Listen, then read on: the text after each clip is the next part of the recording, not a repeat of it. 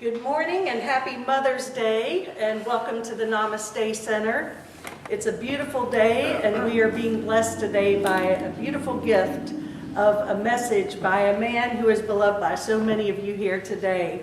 When people found out that you were coming, Jim, they're like, oh, he's the kindest, gentlest man that I've ever met, and he's wonderful, and his wife is just as wonderful as he is. And I have just had the pleasure of meeting them in this past hour, and I have to concur that I can just feel the love from both of you all, and it's really a pleasure and a treat to have you here today. Jim is going to be speaking on his book, Opening the Aloha Mind. And I love these teachings. I'm not going to speak of it right now because I'm going to let him do all the good work here. But I'd like to tell you a bit about Jim Nourse. He practices clinical psychology and classical Chinese medicine at the Center for Integrated Health and Healing in Brevard, North Carolina. His 40 years in the health field have been driven by a passion for the application of ancient and transpersonal approaches to problems faced by modern people. He began learning the self-identity through O Pono Pono in 2006 and considers it central to his life and his work. He lives in Hendersonville, North Carolina with his wife Judith, who is a reflexologist, feng shui consultant, and companion on the road less traveled. And he may be contacted through his website, www.jamesnourse.com.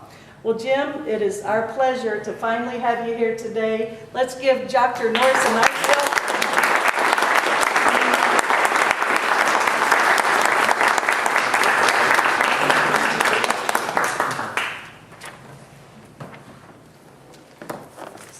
Thank you so much, Charlotte. Thank all of you for coming. Boy, this place is full of aloha. Is it not? Let's wish each other a warm-hearted aloha. Aloha! Hang loose. I'm really glad to be here to speak about this topic, which I have real love for. But first, I'd like to dedicate this talk to a couple of people. One is Sandra Kramer, whom many of you knew, who made her transition recently. More than anyone else I know, Sandra is the embodiment of the great mother archetype. So happy Mother's Day, Sandra. This one's for you. And also, I didn't know that I would do this before coming today, but I'd like to also dedicate this to a kahuna nui of Hawaii, Hale Kealohalane Makua, whose portrait you see right here. Julie? Judy. Judy, where are you? There. Would you mind saying just a few words about this painting? I lived in Hawaii for about 7 years, and my husband kept saying, I want to talk to a kahuna, I want to talk to a kahuna. And they had just started a little magazine called Conscious Living, and I opened it up one day, and right in the centerfold was this picture. I got goosebumps just talking about it. And so I said to Greg, here's a picture of a kahuna, and the artist is, 17 miles away. And he didn't say too much about it, so I went ahead and called Kathy Long and made an appointment with her. Greg and I went over there. We sat for 2 hours, and it was like we were old friends, we had that connection. And on 07/07/07, it was Greg's 57th birthday. And of course, 7 was a really important number in his life because he was born on the 7th day of the 7th month, and Gregory has 7 letters in it. And the farm that we bought in Hawaii was 7.7 acres. Oh, wow. And, so So anyway, I bought this picture for him for his birthday, and our kids flew in from New York and Milwaukee, and she signed the bottom of it, something to the seventh son. So that's the story behind that. And he had died before, you know, so we never did get to talk to him. But if you ever want to go onto YouTube and you type in Hale Makua, you can hear him speak. And that picture was painted from a photograph that she took. And if you look closely, you can see the light in the center of his hands. It's really powerful. Thank you for letting me share that. Thank you, Judy, and thank you for bringing this picture, because I think the spirit of Hale Makua figures greatly in all things Hawaiian spiritual, and it's an honor to share the stage with it. Thank you. If you want to, I'm here pushing somebody else's book now. If you'd like to read more about a true kahuna nui of Hawaii, the book by Hank Wesselman, The Bowl of Light, is about his friendship and what he learned from Makua. So I highly recommend that. This word aloha, of course, we use a lot in Hawaiiana. Anyone know what that means? Anybody? Welcome. Howdy. Welcome. Anyone else? Love. Love. Peace. Those are the popular understandings of it, but Hawaiian is a very complex language. And if you ever look at a Hawaiian dictionary, you'll see that most of the words have many different meanings depending on context. And the word aloha is actually a combination of two root words. The word ha is the word for breath, but again, it is more complex than simply the inhalation and the exhalation of oxygen and nitrogen. It has to do with the divine breath or the divine spirit. And alo means in the presence of. So really what we're saying when we say aloha to each other is that in your presence, I am in the presence of the divine spirit. That's what aloha is. That's what the aloha spirit is all about. And I had an introduction to this from the Aina, from the land itself, when Judith and I first went to Hawaii, which was back in 1999. And Judith had an international reflexology conference there in Honolulu. I'd never been particularly attracted to the islands. And at that point, though, I figured that would be a great vacation. So we went along, I went along, and she was in meetings all day. And I rented a car and drove around the island of Oahu. And very shortly after I left Honolulu, on the other side of the island, heading up to the North Shore, I had what could only be described as a peak experience. Now, I've been in tropical settings before.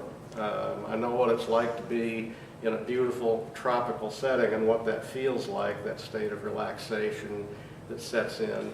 And that was not it. It was that, but it was a great deal more than that. It was a feeling of being welcomed. It was a feeling of very powerful energy and a feeling of oneness, what Maslow would call peak experience. And it continued throughout that visit.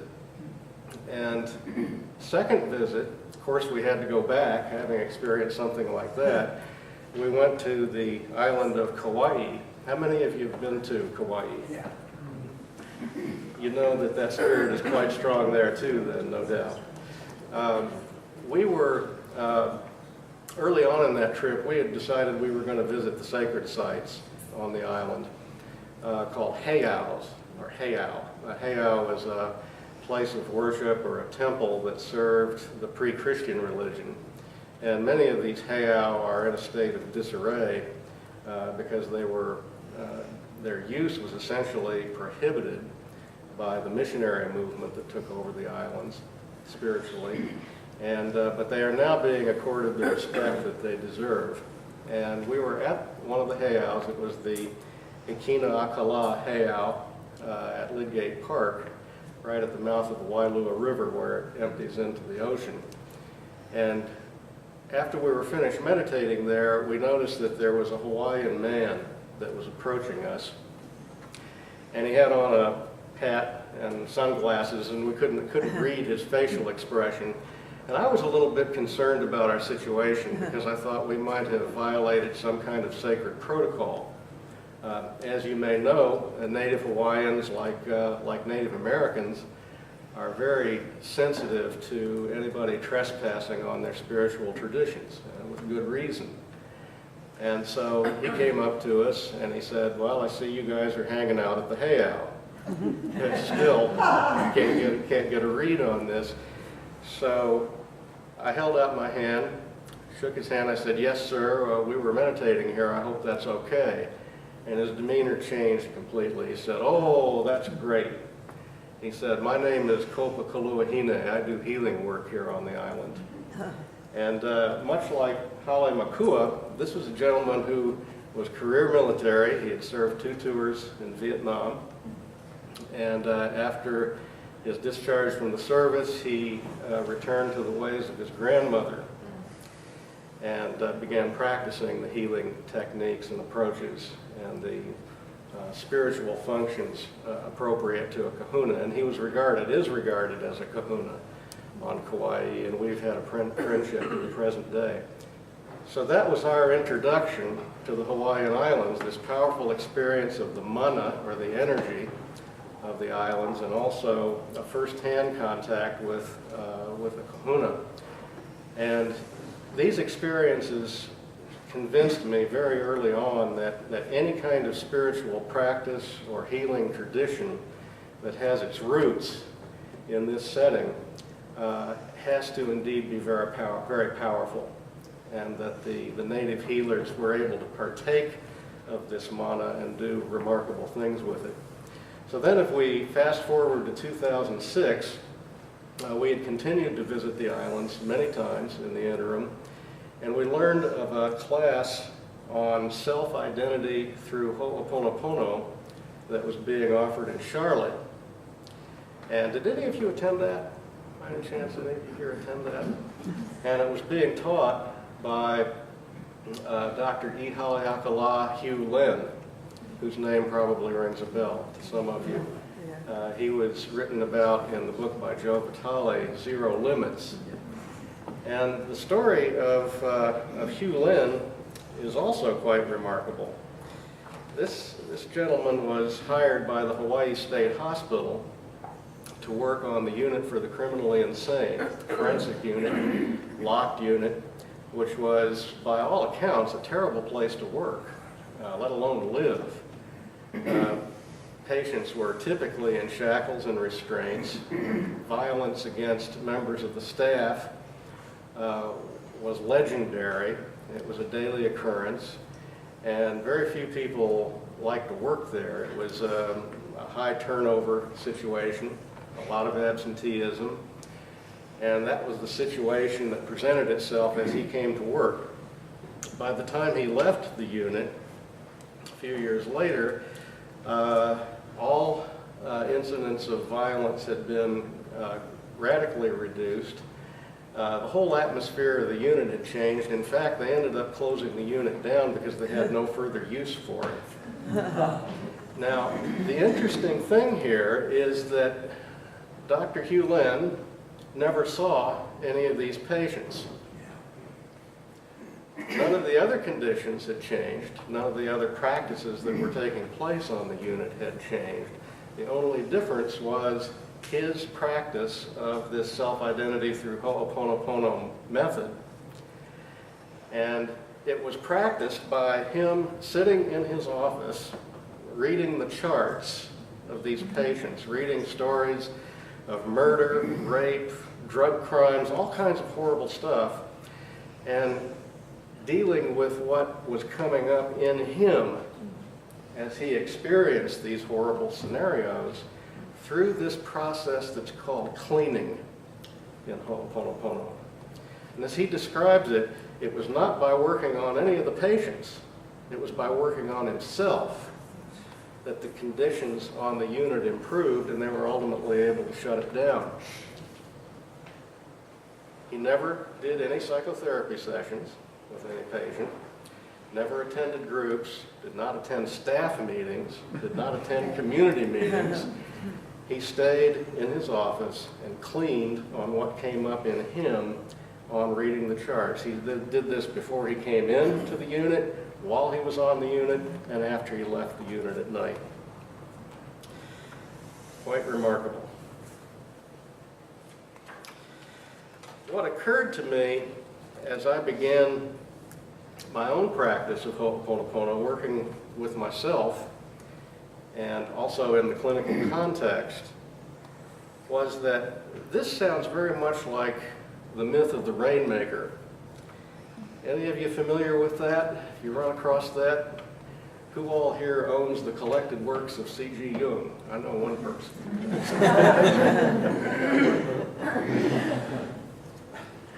This is actually featured in the book Mysterium Conjunctionis from the collected works of C.G. Jung, and I'd like to just read this to you. It's included in the book. There was a great drought where Richard Wilhelm lived. For months, there had not been a drop of rain, and the situation became catastrophic. The Catholics made processions, the Protestants made prayers, and the Chinese burned joss sticks and shot off guns to frighten away the demons of the drought, but with no result. Finally, the Chinese said, "We will fetch the rainmaker." And from another province, a dried-up old man appeared. Sounded like it hadn't rained on him much either. The only thing he asked for was a quiet little house somewhere, and then he locked himself in for 3 days. On the 4th day, the clouds gathered, and there was a great snowstorm at the time of the year when no snow was expected, an unusual amount. And the town was so full of rumors about the wonderful rainmaker that Wilhelm went to ask the man how he did it. In true European fashion, he said, "They call you the rainmaker. Will you tell me how you made the snow?" And the little Chinese said, "I did not make the snow. I am not responsible." "But what have you done these 3 days?" "Oh, I can explain that. I come from another country where things are in order. Here they are out of order. They are not as they should be by the ordinance of heaven. Therefore, the whole country is not in Tao, not in accord with divinity. And I also am not in the natural order of things because I am in a disordered country. So I had to wait 3 days until I was back in Tao, and naturally the snow came."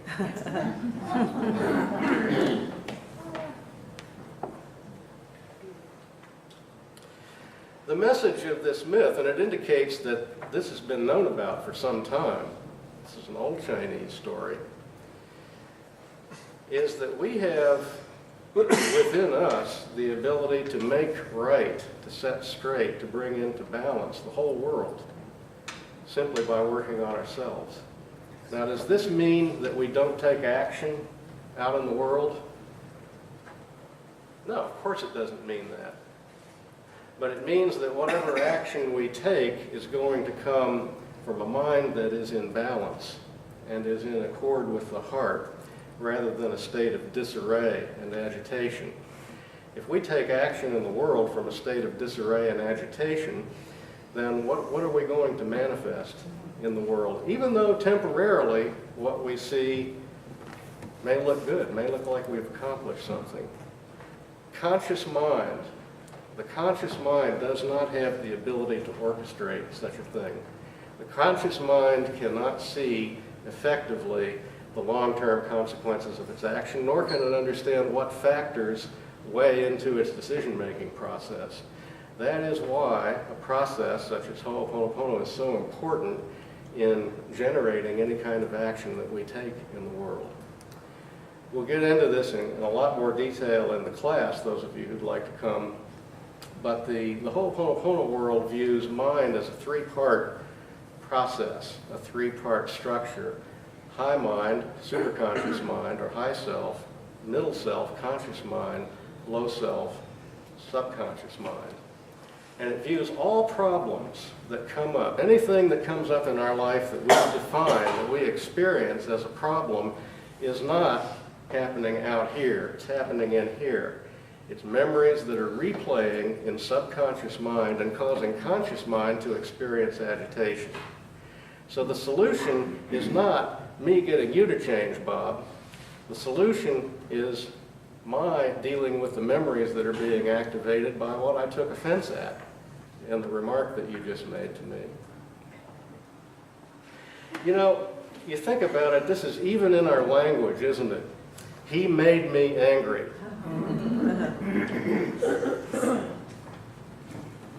I remember when I was in acupuncture school, there was an individual who had difficulty with a certain professor, and she failed one of the exams. And her comment to me was, "He failed me on that test."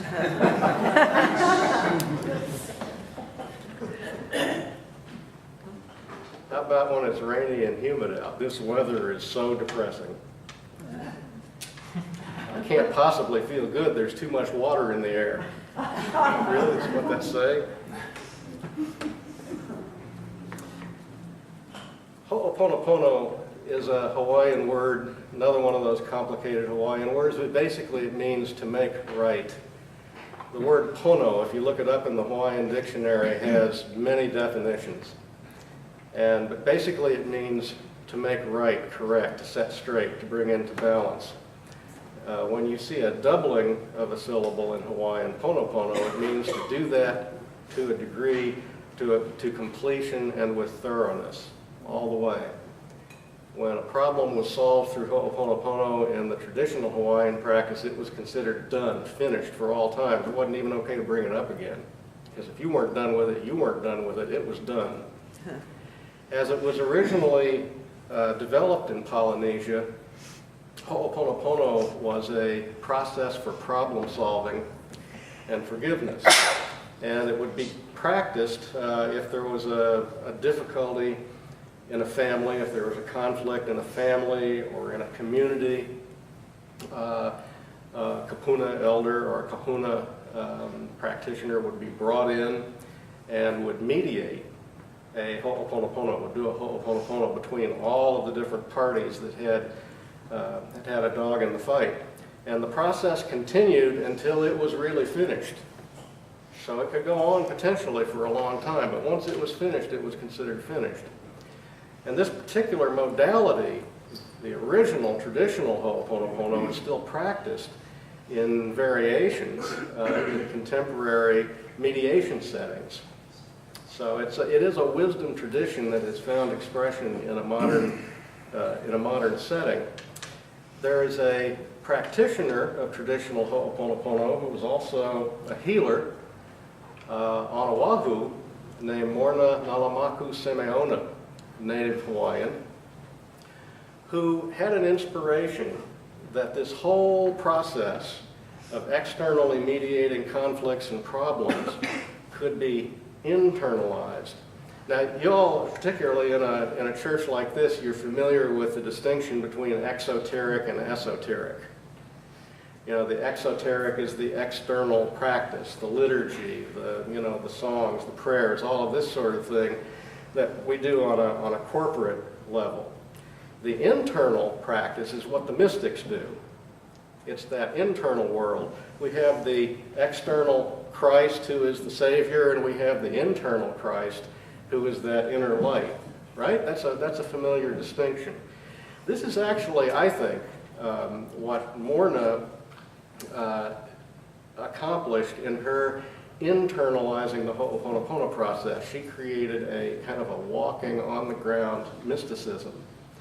So how does that translate in everyday activity? Well, it says that when we go through life and we encounter something as a problem, what we do is internal. We do this cleaning process internally using a cleaning tool. One of those tools is thank you.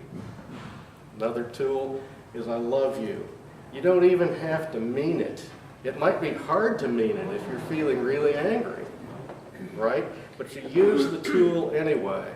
What happens is that drops down, that tool creates a flow of mana into subconscious mind, which then begins to deal with that memory that's replaying that we're calling a problem. Contact through subconscious is made to superconscious mind, then to divinity. Flow of mana comes down from divinity through superconscious, conscious, subconscious mind, erases the memory. Erases the memory. This is not about anger management. It's not about managing the memory that is creating the problem. It's about erasing it. And what happens when that memory is erased? A little bit of divine inspiration takes its place. That state where inspiration is infusing all memories of mind is what I call Aloha Mind. That is the divinity infusing and occupying all different levels of mind. Where does forgiveness come into this process? The original O Pono Pono was based on a procedure that involved repentance, forgiveness, and transmutation. Repentance, I'm sorry. I'm sorry for whatever my part is in this problem. Forgiveness, please forgive me for this error. Transmutation, I don't do that. Divinity does that. Repentance and forgiveness are the setup for transmutation to occur. And that's exactly what happens when we use a cleaning tool in the internal Ho'opono process that I'm talking about. What a cleaning tool is saying over and over and over again, in effect, is I am sorry, Divine Creator, for errors in me that are manifesting as this problem. Please forgive me for these errors, and please transmute them to zero so that I and the cosmos may be free of them. In this process, what comes off of me comes off of you, comes off of everyone, just by doing this simple practice.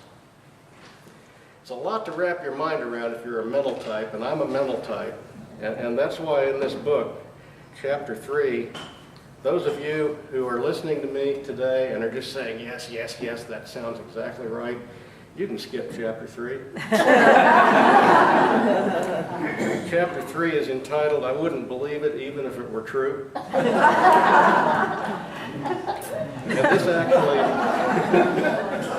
this actually came from a talk that we attended years ago with Larry Dossey. And he was talking about the effect of prayer on healing, and the scientific studies that have been done replicated over and over and over again that show that it does have a positive effect. And he was presenting this material to a group of scientists, and he described a spectrum of their reactions. And at one end of the spectrum was a guy who said, you know what, I don't know how this is working, but you've done your homework, the studies are well designed, you know, it's making sense, let's see more. That was at one end of the spectrum. The other end of the spectrum was a guy who said, in effect, I wouldn't believe it even if it was true. When I first heard about this process, I had an immediate yes at the heart level. And then it began to run up against my training as a psychologist and my background in science. I said, well, it may feel true, but it just can't be true. It just can't be true. And so I had to go through this whole process of delving into the universe of quantum physics and the teachings of transpersonal psychology once again to get my mind wrapped around what my heart had already endorsed. And if you do any reading in transpersonal psychology, you will see that this really does make sense. This process operates, you know, we all talk a lot about how all is one. You know, we're all part of the 0-point field. We're all connected. This separation and stuff is an illusion. This process, this whole Pono Pono process, as ancient as it is in its origins, is based on that knowledge. And it uses the mechanics, if we can use that word, of this knowledge in its very practice. That's what we're doing when we say I love you or thank you to ourselves in the midst of experiencing a problem. we are saying, I am sorry, please forgive me. Now, does that mean that all of these things that are happening in the world that I'm doing this cleaning on are my fault? I mean, you could see this practiced as the ultimate codependency dance, right? Ultimate what? Ultimate what? Ultimate codependency dance. That's not what it's about. The fact that it's my responsibility to clean with what I experienced does not mean that what I've experienced is my fault. Subconscious mind is a universal memory bank. Only part of it is personal. It reaches out to encompass everything. These memories that replay are everywhere and nowhere. They are everywhere and every when. And as human beings, we have those within us. So the memories are not mine. The memories are in me. Do you see the distinction? So when we're saying, I'm sorry, please forgive me, we're saying, I'm sorry, please forgive me for what is in me that is manifesting as this problem. We're not saying that we're to blame for this. In fact, if we feel that there's blame and judgment involved in this process, then that's something we better clean with, okay? Because that in itself is a problem, is it not? Coming back to the rainmaker story for just a minute, anybody notice that it was snow, not rain? Yeah. How many gardeners are there here? You know what happens after a prolonged drought if you get a downpour? Yeah, it drains off. It just runs off. It's useless. What happens if it snows? It absorbs. Down. Melts slowly, absorbs down. That to me is the most powerful part of the story. Because the rainmaker didn't make rain. He didn't pray for rain. He didn't do any dances or incantations. Those had already been done. He didn't even visualize rain. So we're not talking law of attraction here, are we? We're not assuming, the rainmaker wasn't assuming that he knew what was best for the situation. All he knew was that he was whacked out, coming into this whacked out area. And he needed to come back into, is there such a term as in whack? You can start that. Stuff like that bothers me. What is whack exactly that we are out of it? Anyway, he had to get himself pulled back together, and then naturally the snow came. It didn't rain. Why is that? Because divinity had the perfect and correct solution for the whole situation. He wasn't trying to dictate to the universe the terms under which this problem would be solved. See, conscious mind doesn't have that capability. It's not designed for that. And yet in our culture, for about the past 400 years now, with this Newtonian and Cartesian paradigm that we work with, we have really placed conscious mind kind of up front and center as the place where problems get solved. You can't solve problems on the same level of consciousness that they were conceived under. Okay? Even Einstein said that. I think Einstein said that originally. Thank you for giving credit where credit's due.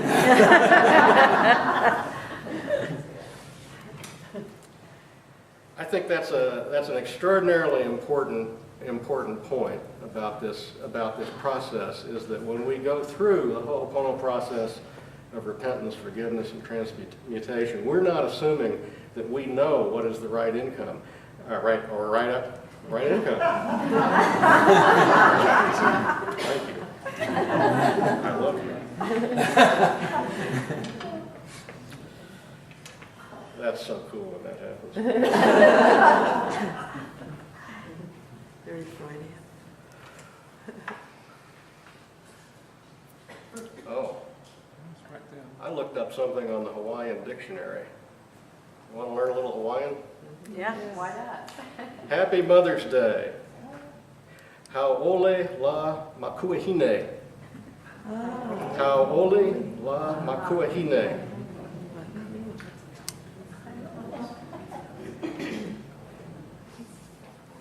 We have a couple more minutes. Sure.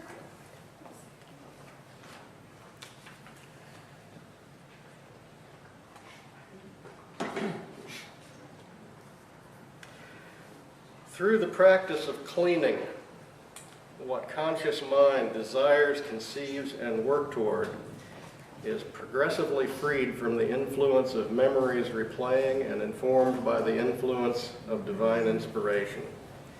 It is not that I stop desiring, striving, or creating. It is that the I that is doing it is the I of Aloha Mind, which is divinity infusing the process. Conscious mind is a participant in the art of making a reality that is right and perfect for me and for all, rather than having to figure it all out by itself and making huge moves with far-reaching consequences based on the terribly inadequate information at its disposal. We have all experienced ourselves as victims rather than heroes in our own stories.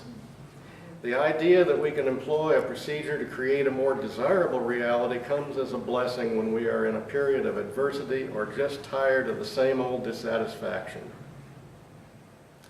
In this respect, both the law of attraction and the O Pono Pono process offer ways of becoming active participants in the restructuring of our lives. The redefinition of our stance toward life from passive to active itself produces a feeling of enhanced well-being. The sort of activity that characterizes the contemporary use of the law of attraction is what I would characterize as active assertiveness, knowing what I want, building a mental and emotional impetus behind it, and claiming it with gratitude. By contrast, the O Pono Pono process may seem passive, that the conscious mind is giving up and stepping aside. Not so at all. The activity that characterizes the O Pono Pono process is much more the nature of a martial arts or meditation master. Neither passivity nor assertiveness, the O Pono Pono process cultivates a stance of active receptivity. It says, I know what I want, but I am willing to acknowledge that I don't know if it is best for me and for all concerned. So I choose to initiate a process that will help me get clear and provide me with what is right and perfect for myself and for the world. The promise that O Pono Pono holds forth is that there is a greater story, a great work, known to superconscious mind divinity, that becomes manifest as conscious mind relaxes, cleans, and releases. Cell phone went off. Even after you had said, turn off your cell phones. Anybody feel irritated with that? That was just mother calling.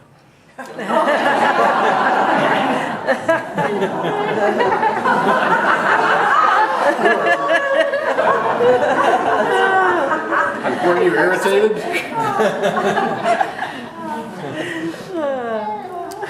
No, I'm not. We had this happen in one of the groups the other day. The cell phone went off. Everybody, almost everybody, felt irritated, upset. What do we do with that in O Pono Pono? You cleanse it. It's an opportunity to clean. It's not the problem. Cell phone going off is not the problem. In fact, this woman was certain she had turned her cell phone off, and the number that came up was somebody that she had been estranged from. Wow. See, when we do the cleaning process, divinity knows what's right and perfect. We don't have to figure it out. What a relief. What a relief. I want to close with prayer and a suggestion, by the way. I'm going to be doing this class. There's going to be a class given by IZI LLC, which is the official custodian of this knowledge in the world today. It's going to be in Chapel Hill, August 2nd and 3rd. And if you just Google that, you'll be able to find, what what the details of the class are. I highly recommend going to one of these classes. It's very thoroughly covered. I've already gone to, Judith and I have been to 2, and I went to the advanced class. Plus, when you're in the class, there's a whole, just being in the class, there's a whole cleaning process that takes place as you go through it. And this prayer comes from, Question, yes, how many of us have to cleanse ourselves? You say it has an effect on the whole world. How many of us have to go through this cleansing before war is no more? that's a question I would clean on. Okay? Because, seriously, because I don't know. I don't know the answer to that. So actually, I am cleaning on the question internally as you raise it. Do we do questions and answers here? Well, if time was not a factor, but Okay. yeah, we're good.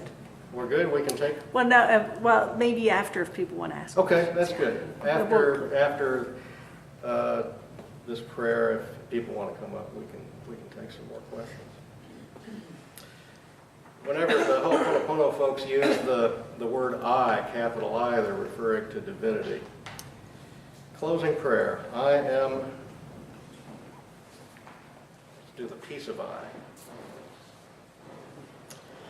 The peace of I. Peace be with you, all my peace, the peace that is I, the peace that is I am. The peace for always, now and forever and evermore. My peace I give to you, my peace I leave with you, not the world's peace, but only my peace, the peace of I. O ka malohia no me oe, ku malohia a pauloa. Ka malohia o ka I, o wau no ka malohia. Ka malohia no na wa a pau, no ke ia wa a mau loa aku. Ha'awi aku wa I ku'u malohia ia oe, waiho aku wai I ku'u malohia me oe. A ole ka malohia o ke au aka ka malohia wale no. Ka malohia o ka I. Aloha mai a hui ho.